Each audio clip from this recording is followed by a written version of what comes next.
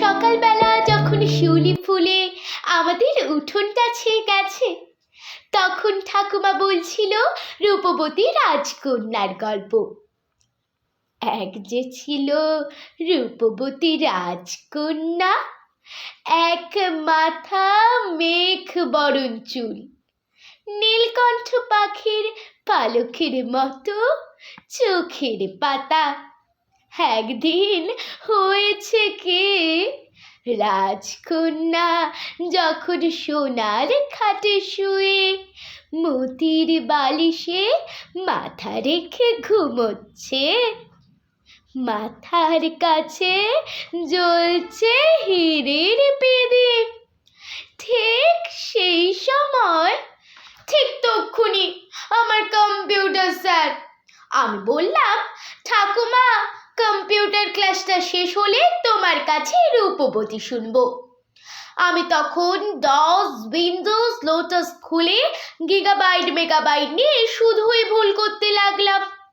স্যারের চোখে পুরু চশমা, তার ফাঁক দিয়ে রূপবতী ঢুকতেই পারে না। কম্পিউটার শেষ করে আবার ঠাকুমার কোলে। ঠাকুমার মুখে জর্দার সুবাস, প্রতিটি শব্দ সুগন্ধি, যেন পারিজাত ফুল। পুরনো খেই টেনে ঠাকুমা বলে, তারপর সেই রূপবতী রাজকন্যা যখন ঘুমোচ্ছে, দেখলো এক আলোর ঝলকানি, শুনলো ঘোড়ার খুরের শব্দ, টকবক টকবক। টকবক না, আমি শুনলাম ঠক ঠক ঠক ঠক। ভূগোল মিশের পড়ানোর দিন আজ। আগ্নেয়গিরির পেটের মধ্যে থাকে নানা গ্যাসীয় পদার্থ, গরম হয়ে লাভার আকারে ভলক্যানোর মাথা ফুঁড়ে সেই লাভা বেরিয়ে আসে। ভূগোল মিশ চলে গেলে আসবেন অঙ্কিতা ম্যাডাম অঙ্ক কষাতে।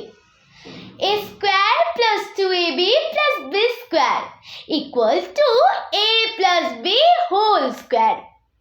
আর পড়তে পড়তে যখন মাথা ধরে যাবে, তখন আসবেন সঙ্গীতাদি গান শেখাতে। क्या हुका अखिया मन लिखन भई सदा संगत सुख।